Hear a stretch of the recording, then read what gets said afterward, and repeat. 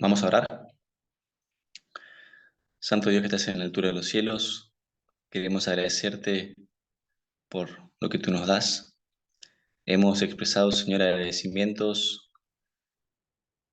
acerca de lo que tú nos has dado en cada una de nuestras vidas, pero también tenemos pedidos que elevamos a ti, eh, confiando, Señor, que vas a responderlos, a atenderlos según tu voluntad.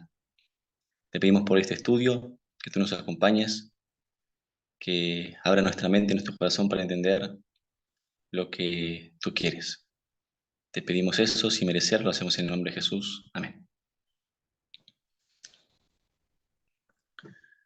Bueno, un feliz sábado a todos.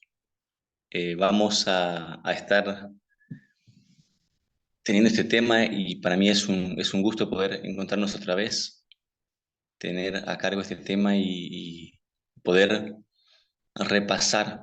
Este es un repaso de un tema que hizo Tess y bueno, luego lo vamos a compartir seguramente en los grupos para que tengan la referencia, pero vamos a empezar lo, lo interesante o lo que tiene este estudio es que Tess aborda distintos temas y que ella dice que están conectados aunque no parezcan. Y vamos a empezar viendo acerca del pecado y el gobierno en el cielo. Vamos a leer solamente dos citas y vamos a empezar a repasar lo que se dio. Es un estudio de Tess, después lo vamos a compartir. ¿Okay? Vamos a ver una cita. ¿Alguien quiere leer? Yo Historia de la redención. Ok, Historia de la redención 13.1. te la puedo leer y la voy a compartir, la comparto por WhatsApp. Ah, perfecto.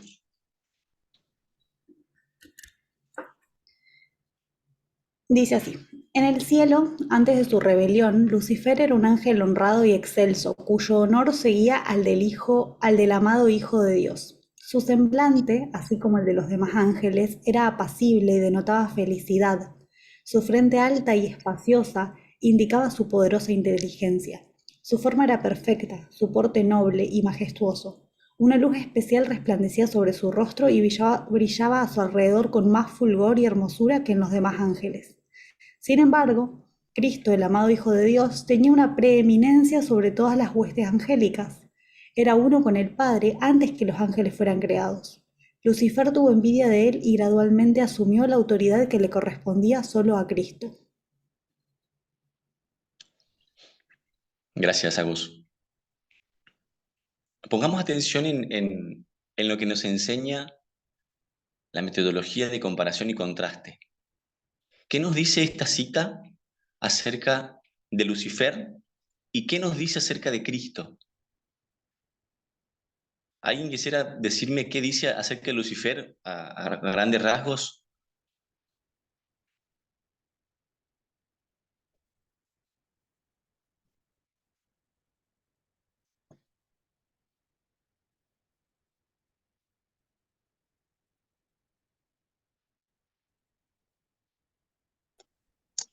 Bueno, si nadie habla, este, que, que era, se veía muy, muy sereno, muy agradable a la vista, eh, y eso es lo que dice con respecto a Lucifer. Gracias, Agus, por compartir pantalla. O quien lo esté haciendo. ¿Alguien más?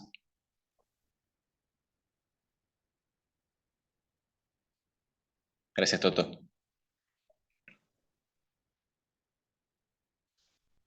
Honrado y excelso, dice en la primera frase. Perfecto. Ahora, quizás ver lo que dice acerca de Lucifer eh, está ahí, ¿no? Podemos ver su frente alta indicando la inteligencia, la forma perfecta, pero ¿qué nos dice acerca de la apariencia de Cristo?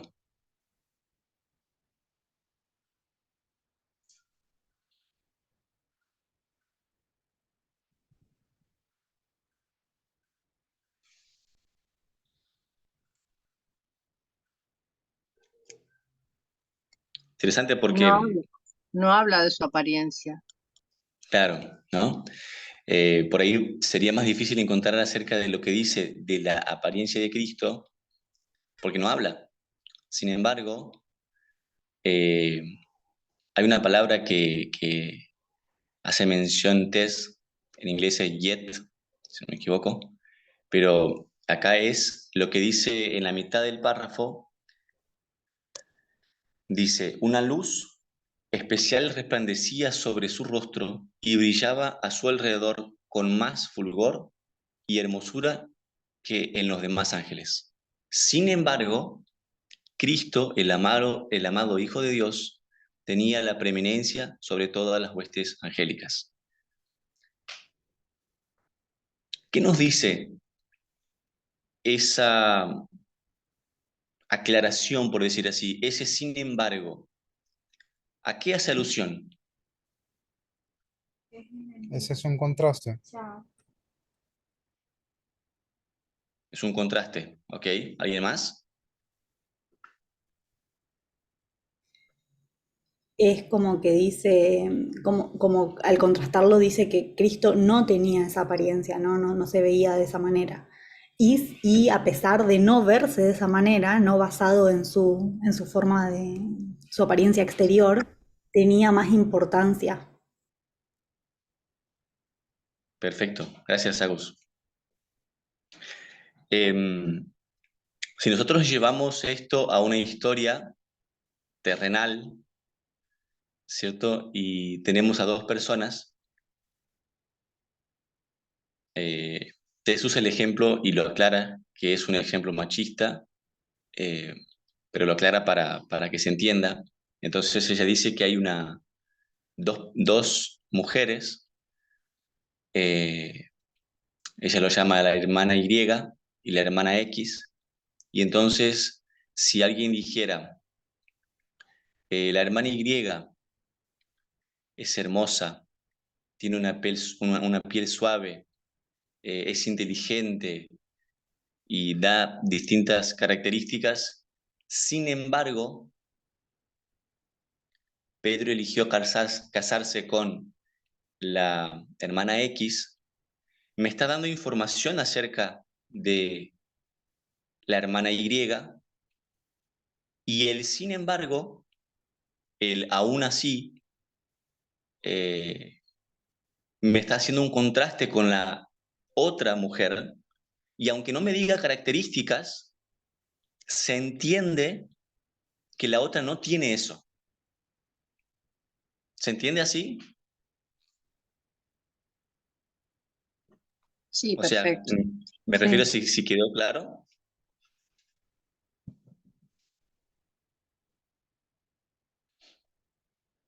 sí, que no sí. es Sí, necesario, sí, decime, no, no, que quedó claro. perfecto, claro, que no es necesario que se contraste las características exteriores de Cristo para entender en esa cita que Cristo no tenía esa hermosura que tenía Lucifer. ¿Ok? Eh, vamos a otra cita y vamos a ir viendo un poquito más esto antes de pasar al otro punto. ¿Ok? Historia de la Redención 14.1. Ahí está en pantalla si alguien quiere leer o lo quiere buscar.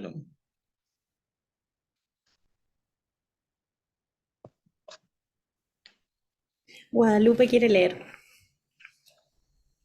Gracias, Guadalupe. Ahí voy, ¿eh?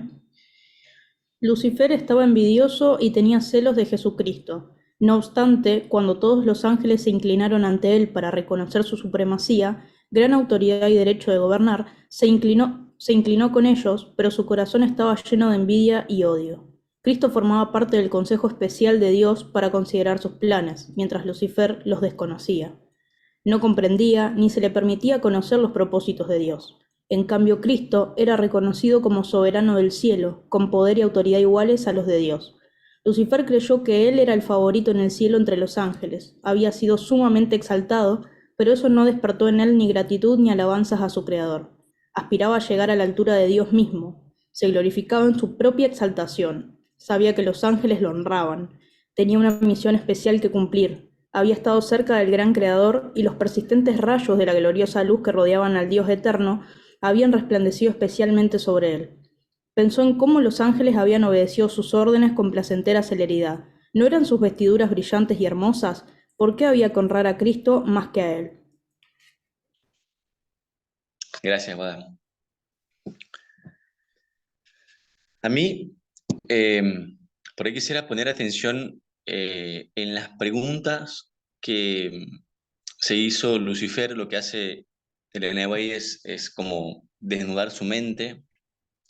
Y las últimas dos preguntas creo que nos arrojan luz acerca de lo que vimos en la cita anterior.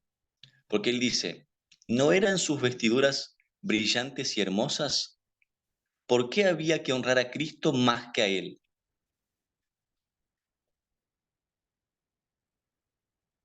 Evidentemente, lo que nos muestran estas citas, y, y estos son solamente dos citas, o sea, hay mucho más acerca de la hermosura de Lucifer, nos muestra que de alguna manera, eh, mirando lo exterior,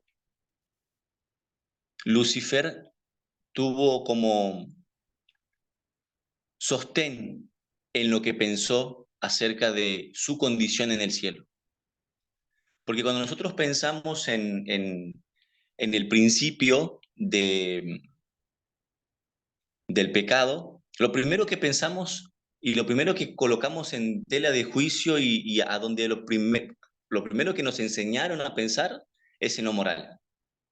Entonces, si vos preguntás a cualquier protestante, adventista, cristiano, ¿por qué empezó el pecado? La primera respuesta que te van a dar es orgullo, es envidia, y entonces van a los sentimientos, a lo moral. Pero si bien es cierto, pero el origen de ese pecado fue poner sus ojos en lo exterior. Él miraba a Cristo y decía, ¿por qué él tiene que tener más honor que yo? ¿No son mis vestiduras brillantes y hermosas? Eh, ¿Va quedando claro? ¿Alguien tiene un comentario?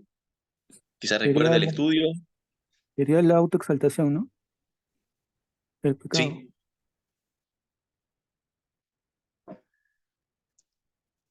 claro, es como que cuando nosotros leemos esto, entendemos, Dios no entra en esos debates exteriores o externos, mejor dicho. De hecho, nos prueba acerca de eso. Cuando nosotros tenemos Isaías 52, que habla acerca de la belleza de Cristo. ¿Qué nos dice Isaías acerca de cómo era Cristo? Que él no Que tenía belleza. sí, que no había en él hermosura ni cosa por qué desearlo, una cosa así. Exactamente. Ahora, eh, eso es interesante porque nosotros vemos, eh, por ejemplo, cuando nosotros pensamos en el santuario terrenal, nosotros sabemos que es un reflejo ¿de qué?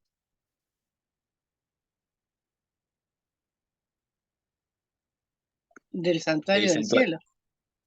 Exacto, ¿cierto? Entonces, lo que Dios hace en la tierra es un reflejo de lo que pasa en el cielo. Pero quizás nos cuesta o nos costaba pensar que Cristo podría hacer lo mismo que hizo en la tierra, en el cielo con los ángeles. Porque evidentemente en lo exterior, Lucifer tenía de dónde agarrarse. Y Y es interesante porque esa pregunta particularmente nunca me hice, ¿por qué él pensaba, por qué Lucifer pensaba que, que tenía que tener preeminencia sobre Cristo? ¿Por qué pensaba que Cristo no tenía que ocupar ese lugar? Pero cuando vemos lo que él pensaba, hacia dónde él miraba, vemos la historia real. Ya sacamos lo que es la moral, sacamos los sentimientos y vemos la historia un poco más fría, si podemos decir así. ¿Alguien tiene un aporte? ¿Algún comentario?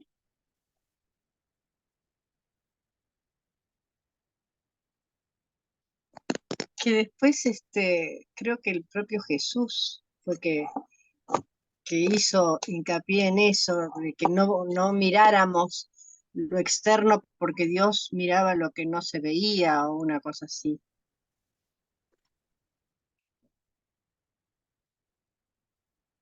Gracias. Ahora, eh, es interesante porque eh, Tess comenta que ella está abordando este tema y comenta que en su momento le han llegado planteos como diciendo algo así: ¿por qué las mujeres tienen que ocupar un rol de liderazgo si no es evidente que los hombres son más fuertes? ¿No es evidente que los hombres son más musculosos, más altos?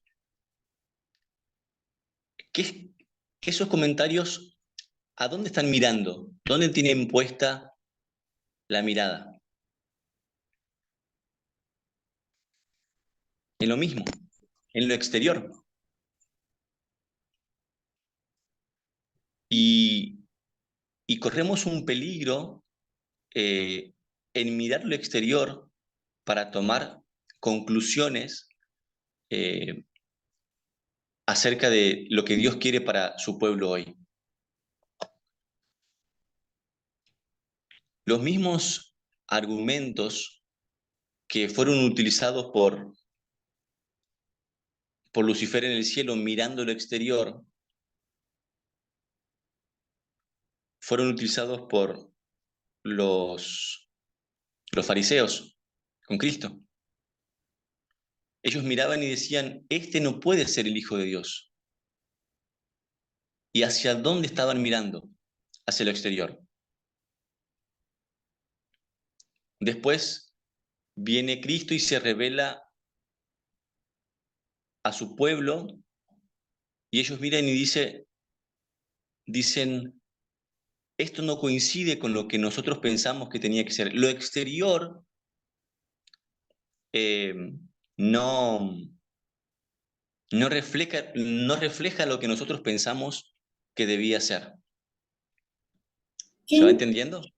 Diego, ¿te puedo interrumpir solamente para decir que es la primera vez que se me ocurre que este argumento podría ser ligado también con nuestra posición acerca de la homosexualidad? Porque basadas en la apariencia exterior, nosotros deberíamos elegir con quién vamos a compartir nuestra vida, digamos. Es interesante. No sé, es la primera vez que se me ocurre. Gracias por compartir. Eh, Agus, perdón que te pregunte, pero quisiera desarrollar un poquito.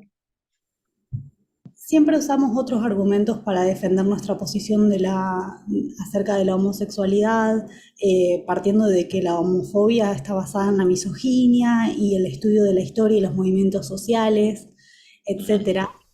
Pero si estamos diciendo, por ejemplo, que la apariencia física es un argumento muy débil para defender por qué, por ejemplo, los hombres deberían estar a cargo de una iglesia, se me ocurrió recién por primera vez que también es un argumento débil para elegir con quién pasar tu vida o compartir, etcétera.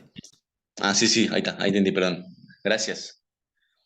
Eh, es que si nosotros vemos eh, a lo largo de la historia, y ahora vamos a empezar a ver un poquito acerca de eso, vemos eh, que desde Lucifer, el ser humano siempre tiene una tendencia a mirar lo externo y a evaluarlo desde ahí.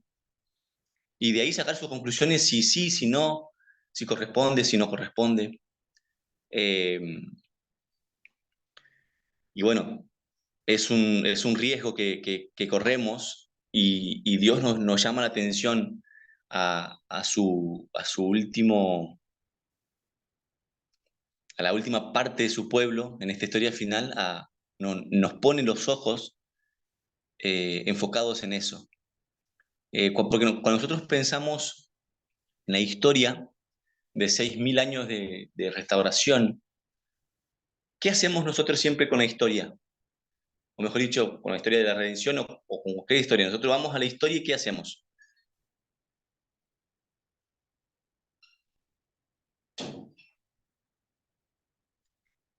En mi caso fue lo primero que me llamó la atención. Nosotros hacemos líneas, ¿cierto? Tiramos una línea y vemos qué nos enseña esa línea de historia, de tiempo, y tratamos de aprender de lo que pasó anteriormente a lo que va a pasar ahora. Y eso nos arroja luz, nos muestra cómo Dios conduce a su pueblo. Y hay dos maneras de abordar eh, las líneas. Y el concepto que había planteado Parminder era una línea de progresión o un concepto de progresión y repetición y ampliación. La progresión es cuando nosotros extendemos aquella línea de Edén a Edén. Y tenemos cómo Dios fue trabajando con la restauración de su pueblo desde que el hombre cayó hasta volverlo a su lugar original. ¿Tienen en mente esa línea? Porque no la estoy pudiendo dibujar, así que... Sí, la tenemos clara. Sí. Perfecto, perfecto. Y después, ¿qué hacemos con las líneas cuando queremos trabajar el concepto de repetición y ampliación?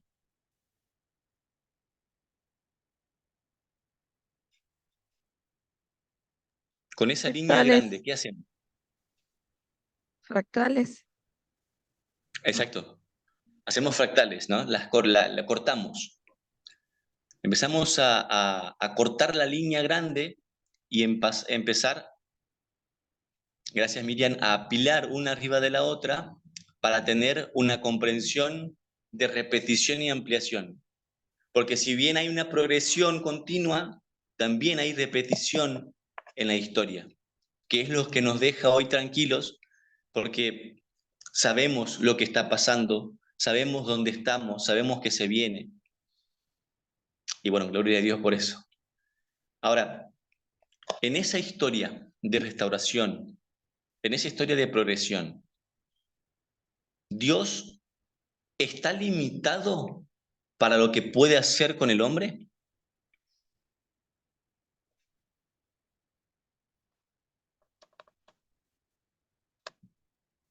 Y si está limitado, cuál es la limitación de Dios?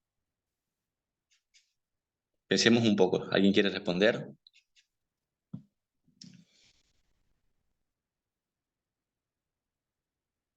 Será la, Sí, cor- dale, Dale, César. César. No, no, dale, qué pena. No, no, hablé encima de ti. Dale.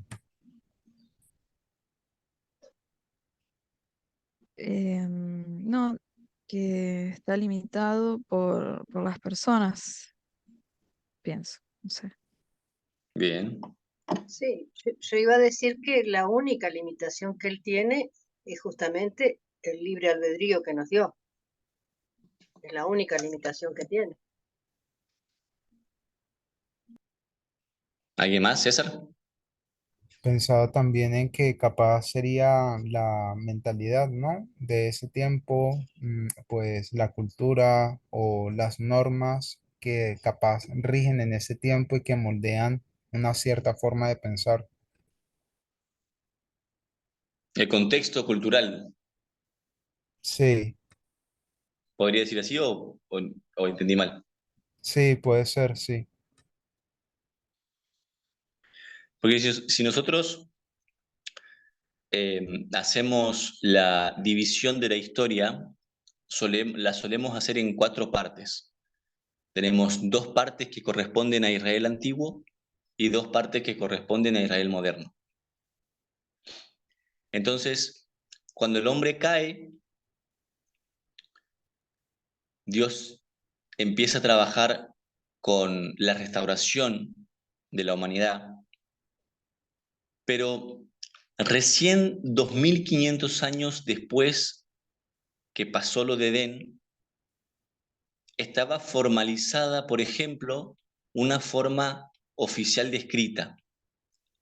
Y entonces Moisés tiene la tarea de registrar lo que pasó, lo que está pasando en su momento, pero también de registrar lo que pasó al principio. Eh, Antes de Moisés, los patriarcas, ellos tenían obviamente su forma de registro, que era rudimental, pero recién con Moisés Dios puede usar esa forma de escrita para empezar a comunicarse de una manera distinta con su pueblo. Y de alguna manera tuvo que esperar ese progreso de la humanidad. Después pasan más de 1000 años y el pueblo espera el Mesías. ¿Y qué Dios estaba esperando para que llegara Cristo al mundo?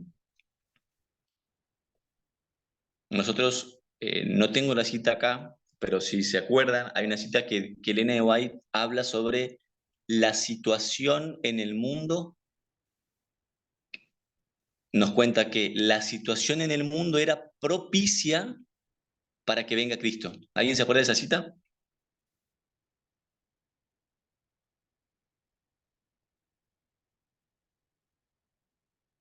Sí, sí, nos acordamos de la cita, no te la puedo parafrasear, pero está en el deseo de todas las gentes, de que el tiempo era ideal. Gracias, Agus. Sí, yo de lo que recuerdo, perdón por no tener la cita a mano, pero de lo que recuerdo era que un solo idioma se hablaba extensamente, que había paz. Eh, Tess habla sobre los caminos, el idioma universal, gracias Miriam. Eh, es como, de alguna manera, también Dios tuvo que esperar, o sea, Tess hace un comentario interesante, dice, Cristo no podría venir en el tiempo de Alejandro Grande. Es como, no podía venir en un momento de guerra, de conmoción. Tenía que esperar ese momento propicio para poder revelarse nuevamente a su pueblo. Acá tengo Cuando una termine, cita, ¿querés que la lea? Encontré una en sí, el deseo de todas las gentes. a ver, Mas venido el cumplimiento del tiempo, Dios envió a su Hijo. La providencia había dirigido los movimientos de las naciones, así como el flujo y reflujo de impulsos e influencias de origen humano, a tal punto que el mundo estaba maduro para la llegada del Libertador. Las naciones estaban unidas bajo un mismo gobierno, un idioma se hablaba extensamente y era reconocido por doquiera como la lengua literaria. De todos los países, los judíos dispersos acudían a Jerusalén para asistir a las fiestas anuales y al volver a donde residían podían difundir por el mundo las nuevas de la llegada del Mesías. gracias, era exactamente esa cita. Gracias, Agus.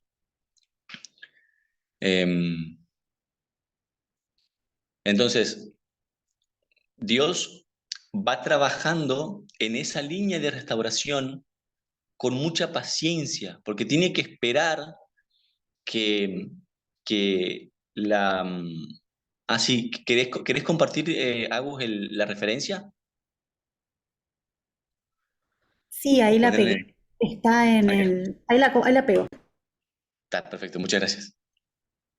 Entonces, termina Israel antiguo, viene un periodo de oscuridad para el pueblo de Dios, y en ese periodo de oscuridad, en medio de la oscuridad, Dios quiere dar luz al mundo, pero espera eh, lo que es el uso de la imprenta, la reforma protestante, que fue clave la imprenta en ese momento de la historia para que Dios entregara su mensaje a su pueblo. Después viene Israel moderno, y ahí están los trenes, el telégrafo, y en la última etapa, en la última eh, parte de la historia, Dios tiene un mensaje a su pueblo en la última etapa de la historia, y está esperando el triple W, que hoy nos permite, aún en tiempos de pandemia, como hemos pasado, pudimos tener en ese momento, donde no había ningún tipo de viaje, teníamos concilios internacionales, reuniones con personas que estaban del otro lado del mundo literalmente. Entonces, me gustó el planteo que tenemos un Dios muy paciente, que espera eh, el, el, los momentos para ir revelándose a su pueblo. ¿Ok?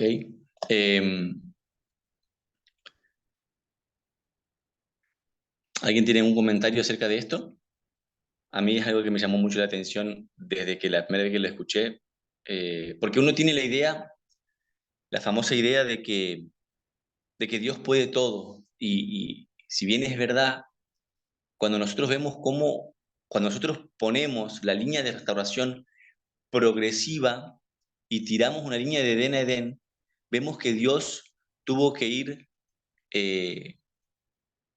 de alguna manera condicionado.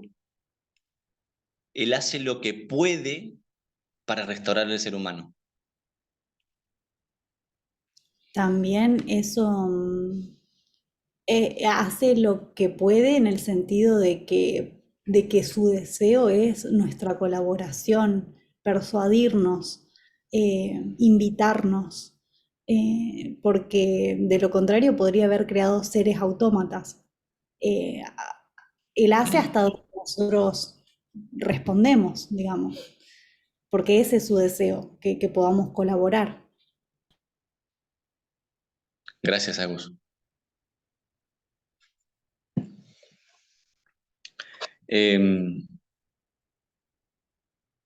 Ahora,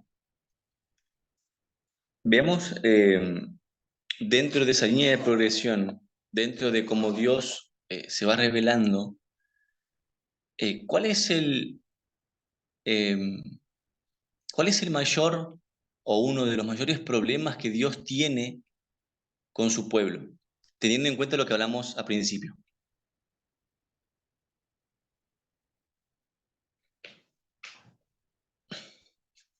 Si no quedó clara la pregunta, la puedo reformular, no hay problema. Que su pueblo se importa mucho con la apariencia. Gracias. Eh, Perdón, yo no oí bien la pregunta. sí, teniendo en cuenta lo que hablamos a un principio y lo que venimos desarrollando, ¿cuál es uno de los mayores problemas que Dios tiene con su pueblo? Mirando Gracias. lo que vimos recién. Y me llama la atención porque Dios tiene la oportunidad, o sea, Dios crea al ser humano y trabaja con él poco tiempo antes de la caída. Y Tess dice que tuvo más o menos un año para trabajar con Adán y Eva. Y cuando se instaura el pecado, viene el sexismo, viene la diferencia del hombre con la mujer, y Dios empieza a trabajar con la restauración para volver al Edén. Unos años después viene otra maldición, viene el racismo, nacionalismo, y resulta que cuando Dios quiere manifestarse a un pueblo, toma a Moisés y empieza a mostrar un destello de su gloria. Empieza a manifestar en una porción mínima para mostrar quién es Dios y qué hace su pueblo, qué hace el pueblo que Dios elige con esa revelación.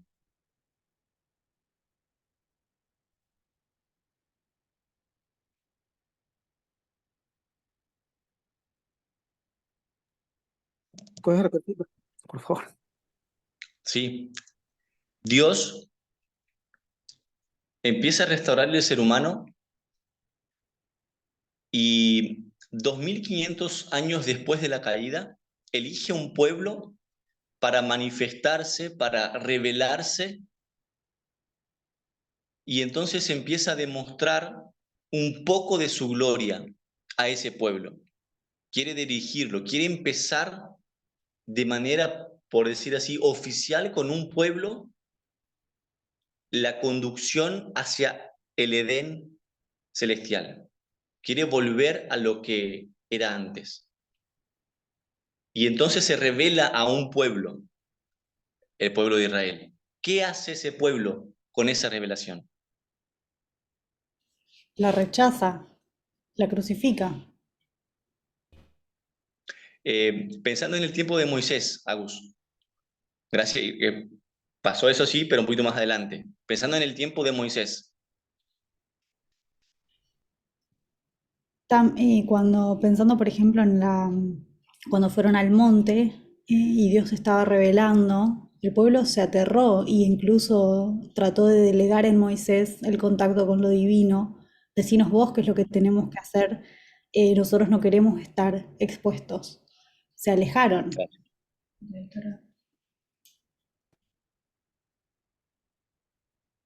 es correcto, igual la rechazaron.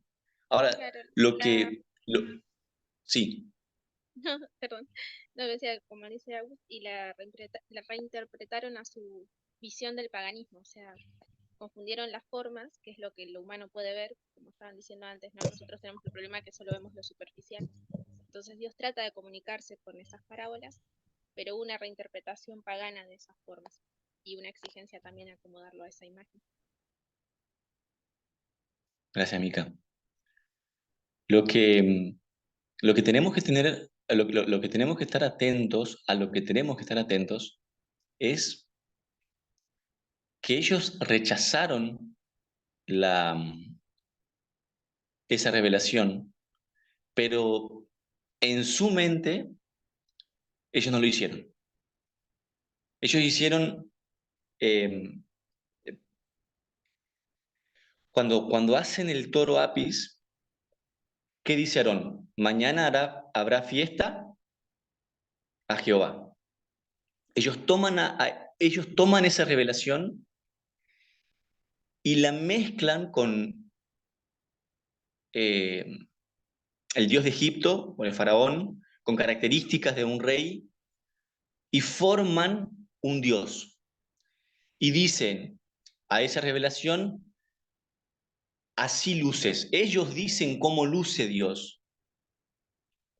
Ellos dicen cómo Dios se ve. De paso, es mucho más entendible esa forma de adoración del pueblo de Dios que la forma que, al menos particularmente yo tenía, acerca de qué pasó con el toro Apis.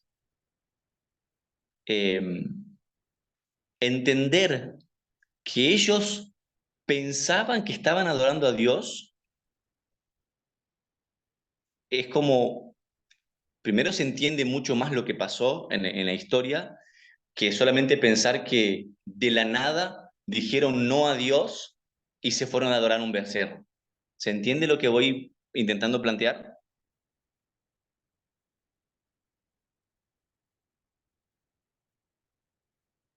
Sí, Sí, Si alguien no entiende, quizás no hay problema, lo puedo reformular. ¿Ok? que nos autoengañamos. Claro, en ese entonces nosotros vemos la historia y vemos que ellos fueron a adorar un becerro, pero lo que estaban haciendo es, así luce Dios. Esto pensamos que es Dios y por eso lo adoramos. Pero hacen una mezcla de lo que Dios reveló a lo que ellos piensan que tiene que ser. Después, cuando viene Cristo al mundo, ¿qué pasa con Cristo? Viene, lo miran y dicen, así no luce Dios. Esto no puede ser Dios. Vamos entendiendo, es decir, miramos, el ser humano mira lo externo y dice, no, esto no puede ser Jesús. Después termina Israel antiguo, Cristo viene y se revela a su pueblo con un mensaje profético.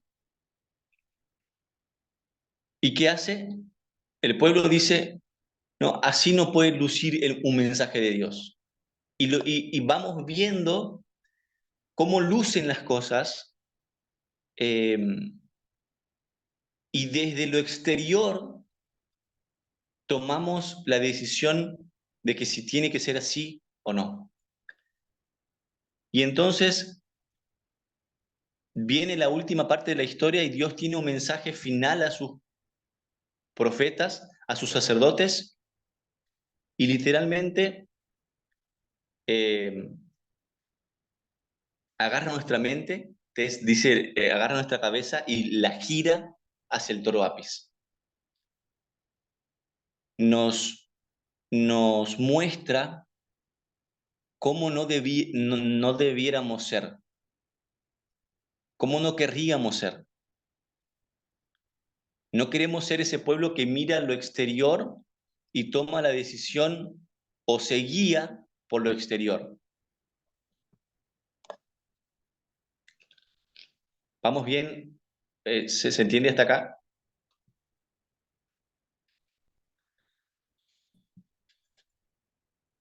Sí, ¿Alguien tiene algún aporte?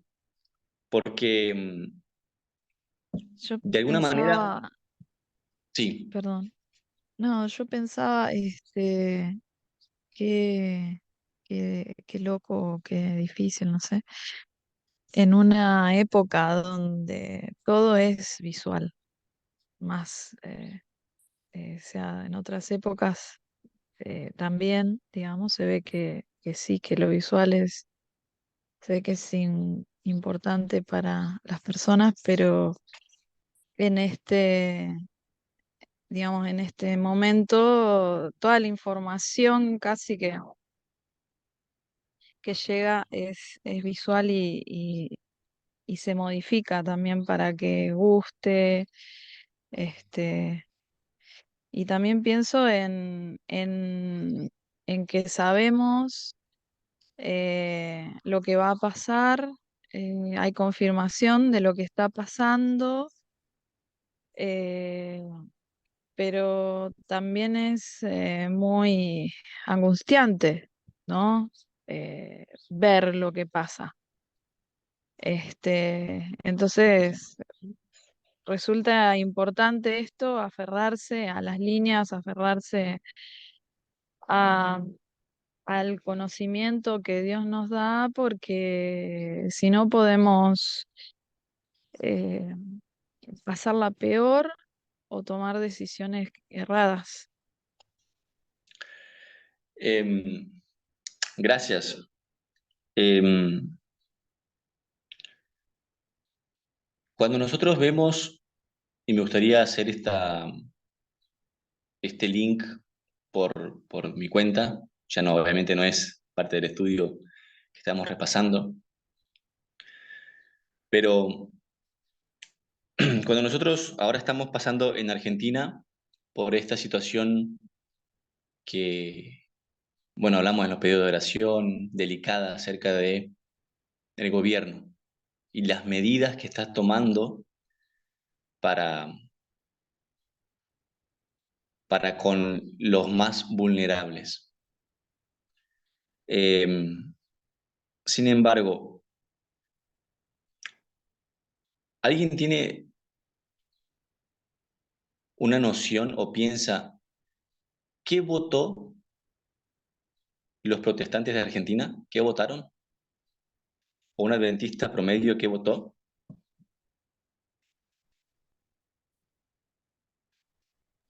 Es Milei, interesante porque, claramente. claro, dicen que el mayor porcentaje de Entre Ríos poblacional que votó a Milei estaba en la Villa Libertador, donde hay más adventistas. Pero me llamó la atención que los evangélicos, los principales grupos evangélicos, se proclamaron contra Milei. Yo pensé que iban a hacer lo contrario. Entonces me dolió el doble, porque digo, los mismos evangélicos que por ahí uno espera un comportamiento similar a lo de Estados Unidos, de forma oficial se manifestaron en contra y el adventismo es el que más lo votó.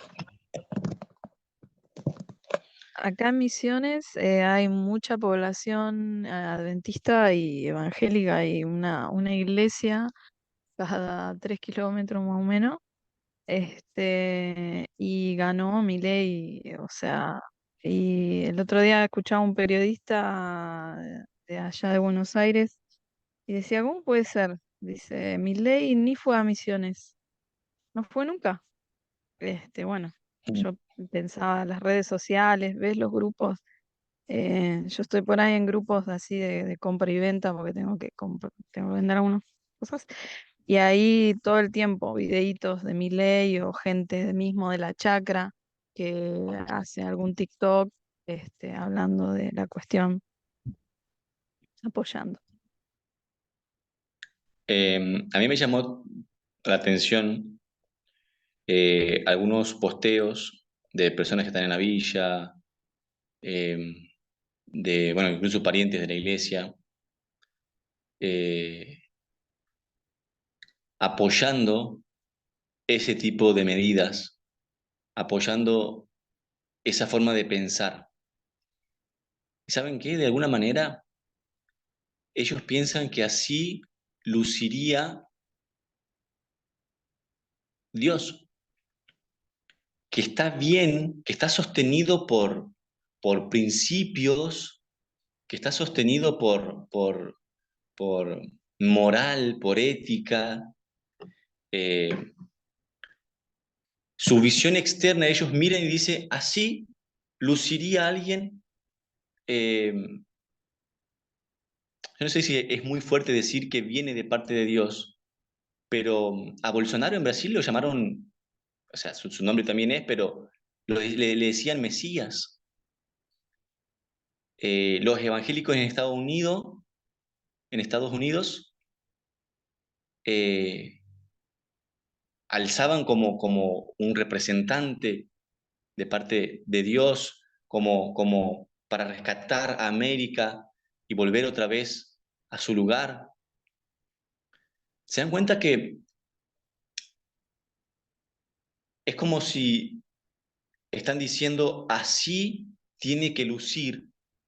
Es decir, todo lo que yo creo está reflejado en esa forma de gobierno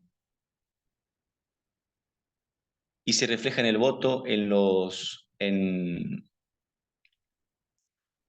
comentarios, en qué dicen acerca de las medidas que está tomando.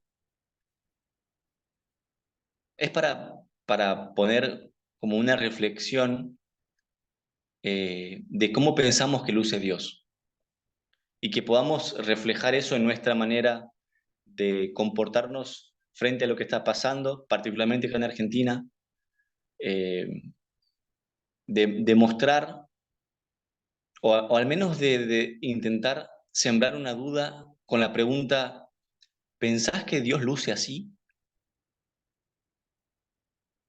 ¿Pensás que Dios quisiera esa clase de gobierno que tiene esas medidas? Porque lastimosamente lo que uno ve en redes sociales, lo que uno ve en planteo, es que que así luciría Dios, que así luciría un representante de Dios, que sería capaz y que haría eso. Es como como hice ese link acerca de lo externo y quisiera compartir con ustedes. ¿Alguien tiene un comentario, alguna opinión, una pregunta? Diego, Guada, acá. Estaba pensando eso que dijiste de quiénes habían votado, o sea, quién había votado la mayoría del adventismo y demás. Y eso me disparó una idea que la otra vez hablaba con Agus, le decía que la gente que votó a Milei no está pensando en el bienestar de todos, digamos. Es un pensamiento bastante egoísta de decir, quiero estar mejor yo. Eh, Votar a Milei lo único que hace es perjudicar aún más a los que menos tienen y no pensar como sociedad en conjunto, digamos. O sea, no creo que sea la idea que tiene Dios de pensar en el prójimo y de que todos estemos mejor, sino de quieren más para ellos y menos para los demás. Eh, es como esa idea de yo trabajo y el otro no. ¿Qué te hace pensar que vos trabajás más que el otro? Y también no pensar en las condiciones desde la que parte cada uno, porque el tema también del discurso de la meritocracia. Y sí, si yo arranco 5 escalones más arriba que vos, obviamente que probablemente tenga más posibilidades de generar más o de llegar más lejos.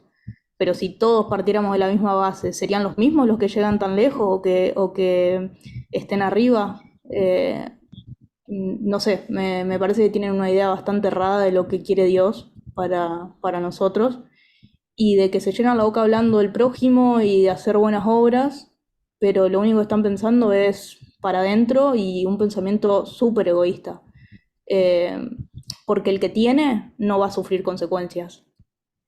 Como mucho puede decir, bueno, sí, nos tenemos que ajustar, pero tiene cintura y tiene espalda para soportarlo, lo que decíamos, va a perder algún tipo de gusto o de placer que ni siquiera, pero realmente el que la va a pasar mal es el que menos tiene. Y no piensan en eso a la hora de votar. Por qué les molestan los gobiernos más de izquierda o lo que fuera? Porque reparten un poco más, porque les quitan, pensá esto, sienten que el gobierno de izquierda les quita para darle a los demás, pero no les molesta que un gobierno de derecha venga y les recorte ciertas cuestiones, siempre y cuando sea también para quitarle a los otros, ¿no? Claro. Es, me parece Interesante. que es terrible eso. Yo quiero agregar, ya que estamos con el micrófono abierto, Guada mencionó toda la parte de las medidas económicas y el paquete económico, ¿no? Pero también la visión desde la parte social, desde la sociedad, pensar cuál es la forma de gobierno que Dios querría, dónde posiciona Dios a las amas de casa, se merecen una jubilación o no, es misógino, es homofóbico, cree en el derecho de la mujer a elegir sobre su salud reproductiva o no. Todas esas concepciones también están erradas en el adventismo acerca de quién es Dios. Gracias, Agus. Gracias, Guada. Y es interesante ver cómo eso se refleja, es decir, nuestra concepción de Dios es capaz, eso siempre lo supimos, de dañar a otras personas, pero también ahora estamos viendo cómo es capaz de, de elegir a personas que dañen a otros. Porque una cosa es que mi concepción acerca de Dios haga que yo te hiera, yo a vos. Otra cosa es que llegue al punto de que yo sea capaz de elegir a otra persona que lo haga de manera nacional. Y que haya, atención con esto, es como que hay un cierto disfrute eh, acerca de las medidas que se están tomando. Eh, es como, como si yo dijera, y tengo esa concepción, y entonces yo digo, llegó la hora de que pasen lo que tienen que pasar, es decir, es como un cierto deleite por la situación que está pasando. Y ves en todos los comentarios acerca de las medidas que están tomando es ese, llegó el momento a recoger la herencia, es como que pareciera que hay un disfrute en lo que está pasando y qué dolor nos es saber que muchas personas lo están haciendo pensando que, que Dios está de acuerdo con eso y que así luciría Dios. Eh, Ahora estamos viviendo en Argentina, pero mi familia, por ejemplo, fue a Brasil a votar a Bolsonaro diciendo justamente eso, es como hacían alusión a su nombre Mesías. Y es doloroso verlo ahora, hacia dónde nos puede guiar una imagen o un concepto equivocado acerca de Dios. Es para reflexión. ¿Algún aporte más? Pensaba, sí, Mati. pensaba en la comparación con Brasil, que en Brasil está más adelantado muchas locuras que se están viendo en Argentina. Acá en Brasil se veía gente con linternas o luces iluminando el cielo para que seres extraterrestres intervinieran. Hablaban de que el PT, Lula, iba a venir a hacer una persecución a las iglesias, que iba a perseguir a los pastores, que las iba a cerrar. Había, bueno, un montón de gente haciendo las cosas más locas que jamás imaginé enfrente de los cuarteles militares. Yo los vi acá mismo en la ciudad en la que yo vivo. O sea, me acuerdo cuando ganó Lula, hablaban de poner marcas, sellos en los negocios que habían votado a Bolsonaro para saber quiénes eran, especialmente en una ciudad como esta que el 70% había votado a Bolsonaro. Algunos hablaban inclusive de dividir el país entre el sur y el norte, porque la gente del nordeste fue la que hizo que ganara Lula y es la gente más pobre y es la gente más negra. Y cuando la parte del sur está muchos estados mucho más fuertes y son mucha gente blanca, características europeas. Entonces, hay muchas cosas que se ven. Ah, también robaron la bandera, o sea, usaron los colores de la bandera para identificar el partido bolsonarismo. Entonces, hay muchas cosas que hay que tener cuidado que se pueden ir replicando en otros lados y que, bueno, y la verdad es que es horrible verlo. Gracias, Mati. Estaba Mica, después Sol y después yo. Ok. Mica. Gracias, Edu. Bueno, igual ahora un poco ya se me fue porque era más a colación ahora. Pero bueno, tiene que ver también. Vos estabas hablando, volviendo un poco más con lo que es la imagen y pensaba, sumando a lo que ya habían aportado, que por ahí particular acá en Argentina, y también me dolió en ese sentido, y me parece interesante que lo tengamos en cuenta, porque los que votaron a Milei no son los blancos acomodados, al principio de hecho fue un error de los partidos que querían luchar contra Milei, tomar en cuenta como que la clase trabajadora es la que no apoyaba a Milei, y bueno, primero que es la clase trabajadora, no hay una nueva reconfiguración de la sociedad que no se estaba mirando. Hay gente que estaba desplazada, por eso digo, me había escrito en el chat, Misiones, estas otras provincias, todas las provincias menos Buenos Aires, Santiago del Estero y Formosa votaron a Milei, pero zarpado el porcentaje, y ahí no hay gente con plata. ¿Por qué votaron? Hay un montón de motivos. Pero la verdad que sí, la principal es el resentimiento y el odio. Hay personas que votaron pensando por resentimiento, con esperanza que algo va a cambiar porque se las ha dejado desplazadas y no se les ha dado una respuesta que esperaban. Hay otras que no se les ha mostrado correctamente lo que sí se estaba haciendo por ellos, porque los medios de comunicación, a propósito, sabemos por quién estaban torciendo el brazo. Y hay otros que, aunque sean pobres, aunque sean desplazados y están en un montón de lados, flagelados por muchas desigualdades, aún así desean también oprimir a otros, porque eso es algo del ser humano, y volvemos un poco a la imagen de Satanás y la de Dios, ¿no?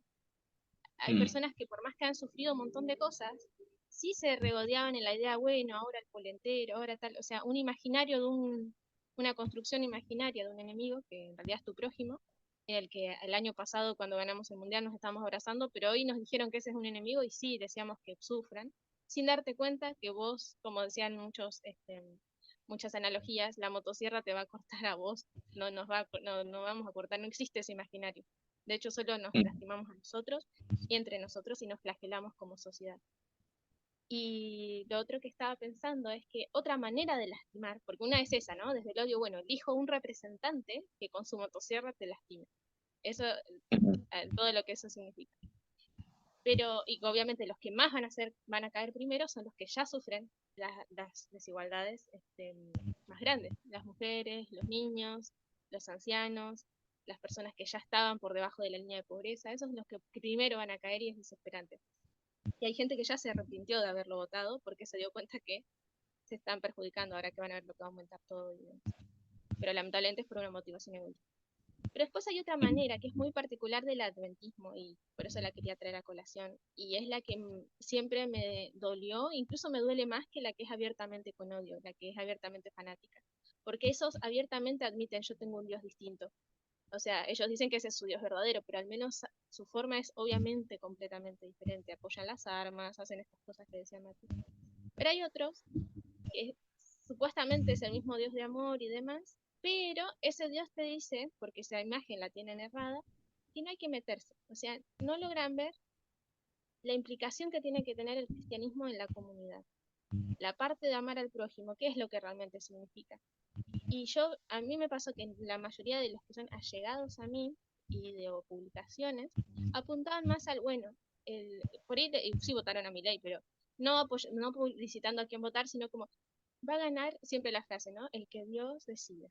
O esto es la gente preocupada, no sé, memes así tranquilos y yo tranquilo porque Jesús dirige todo. Y todo como Dios pone y alabando. quita reyes. Perdón, Dios pone y quita reyes, ¿no? Exacto, la típica frase. Y sí, está bien, Dios nos permite a nosotros que elijamos lo que queremos hacer. Vos sos un actor, sos realmente un actor activo, sos una persona que tiene protagonismo. Desde el principio sabemos, y lo vemos en el antismo, lo vemos con los escritos de Elena, que Dios quiere que vos tengas un rol protagónico. Si no, los ángeles harían el trabajo.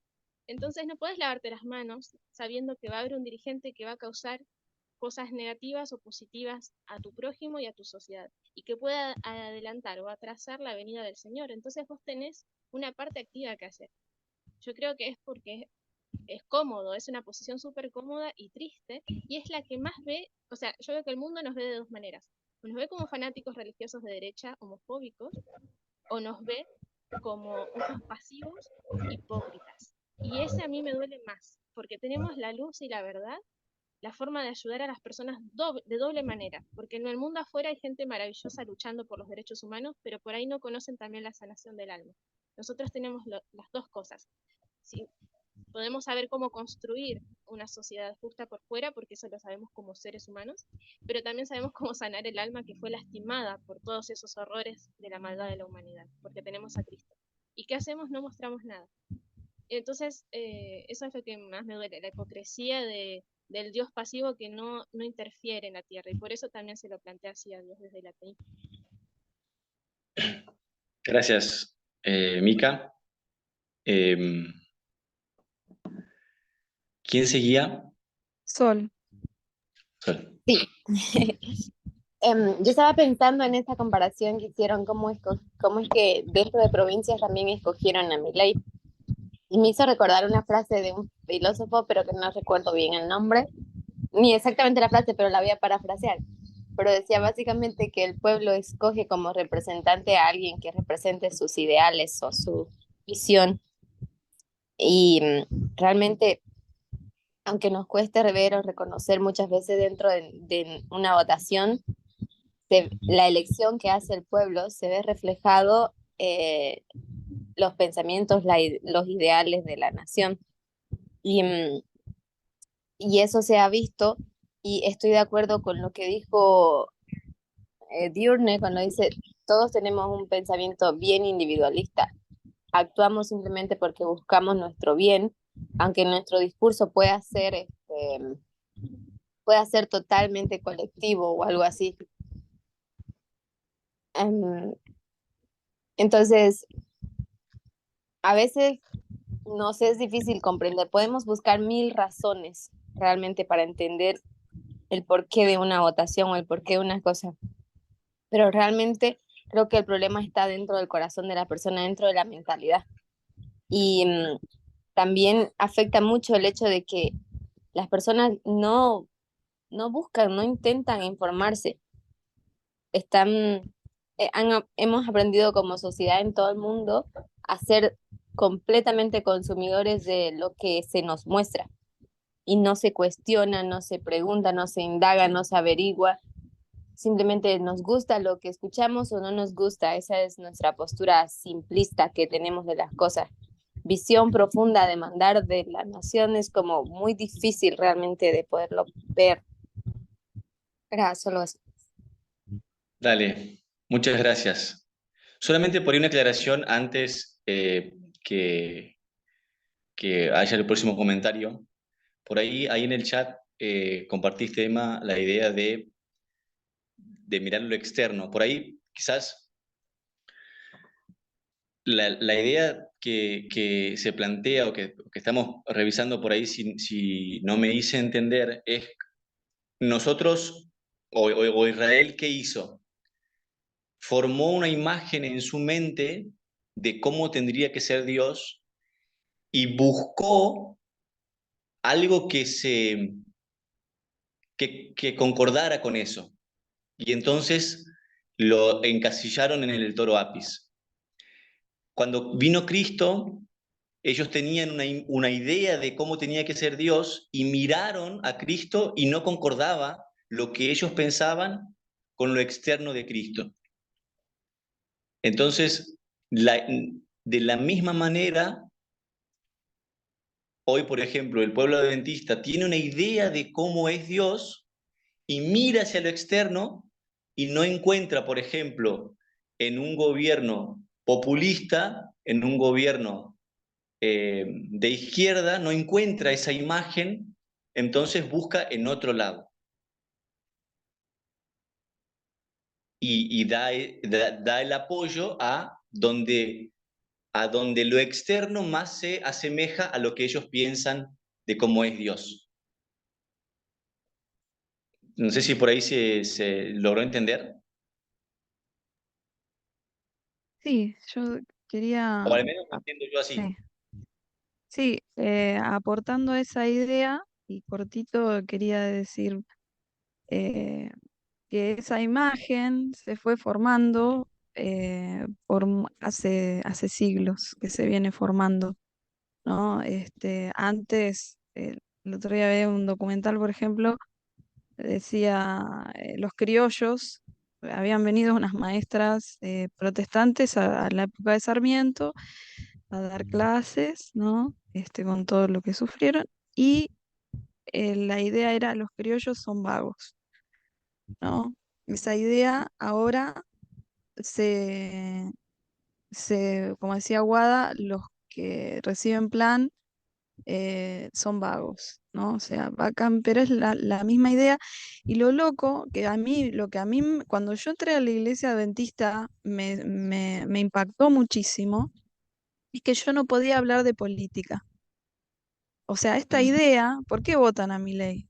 Porque yo decía, bueno, hablemos del amor de Dios, porque cuando me empezaba a hablar de política, me quería salir corriendo. Entonces hablemos de Dios. Y las ideas adventistas, yo tengo amistades adventistas, realmente lo que estás pasando a nivel de teorías de conspiración es realmente muy, muy desacorde con la realidad.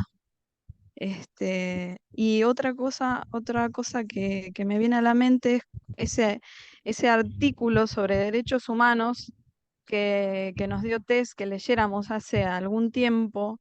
Decía que sobre la ONU, que decía que ellos hacían autocrítica, decían que los derechos humanos tenían poca difusión, ¿no? Y bueno, eh, me hace, me hace pensar en una situación que tuve con una señora que fui a un almacén, venía a pedir fiado, tenía que caminar kilómetros para volver a su casa y surgió la conversación en el almacén y a quién votás, a Milei, ¿no? Entonces yo digo, "Buah, no se concuerda con el estereotipo para nada, ¿no? Y bueno, eso, ¿no? La historia que nos cuentan, por un lado, y, y bueno, ¿a qué información nos llega? Gracias. ¿Alguien tiene Por algún eso, evento? ay, perdón, Manu, vi que tenías la Ay, mano levantada. a ver, Solo quería decir para lo de terminar, para sumar a lo de Durne, esto del estereotipo, por eso es tan importante verlo a través de los lentes del género, porque ese es el mensaje para esta hora, ¿no? Todo lo que es la clase social, etcétera, la posición económica, puede diferir, pero si las personas son o no sexistas y cuál es su posición respecto a la igualdad de género, esos son los lentes que tenemos que usar para ver todo. totalmente. Y justo a eso iba en relación a Brasil, que lo que pasó en Brasil fueron dos situaciones diferentes. El 2018 justamente hizo, la gente lo votó no por su clase social, porque todos saben que la derecha no prioriza a los pobres.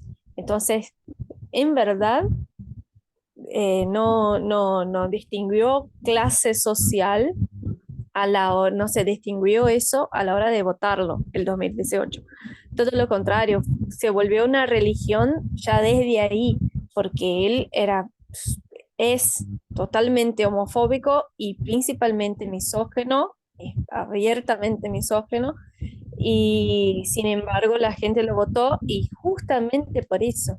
Entonces lo que pasó fue que no se estaban enfocando en la economía, en lo económico, se enfocaron justamente en sus ideas y eso es lo más peligroso y por eso se hizo tantas locuras, porque la gente no lo vota por cosas, eso para mí es tremendo, porque lo que siento es que la gente, la mayoría, principalmente de clase social baja, no lo votan por sus argumentos económicos o por lo que él tiene a agregar al país, sino que a la ideología, que es la misma.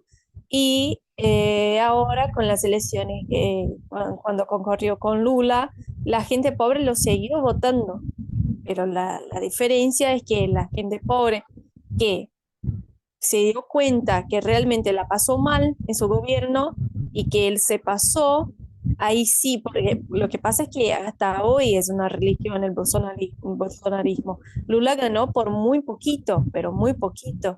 Y fue básicamente porque Bolsonaro dijo cosas muy absurdas. Entonces la gente que tenía un poquito de noción ya no lo votó más. Pero fue muy, su gobierno fue muy malo, él dijo cosas tremendas y aún así un 45% de la población hasta hoy lo apoya. Entonces no tiene que ver con clase social, sino que con sus ideologías, que es la misma de la gente. Gracias. Es increíble cómo el poder que tiene esos conceptos en la actualidad, porque si vemos la votación de Brasil y que comentás que ganó por muy poco, ganó por muy poco aún después de hacer lo que hizo en pandemia. O sea, que fue un genocidio básicamente con la desinformación respecto a las vacunas, el tema de cómo él trató la pandemia, aún así, después de todo eso y de todo lo que hizo, logra perder por poco. Y es el poder que tiene, como decía Agus, nuestros conceptos acerca de cómo tiene que ser la sociedad.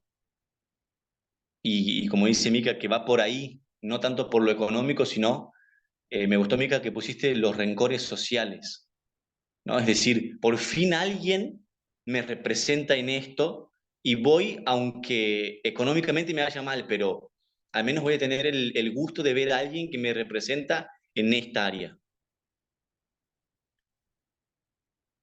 Eh, bueno, para finalizar, ¿alguien tiene alguna idea final, algún aporte? Si no, ya podemos ir concluyendo con el tema.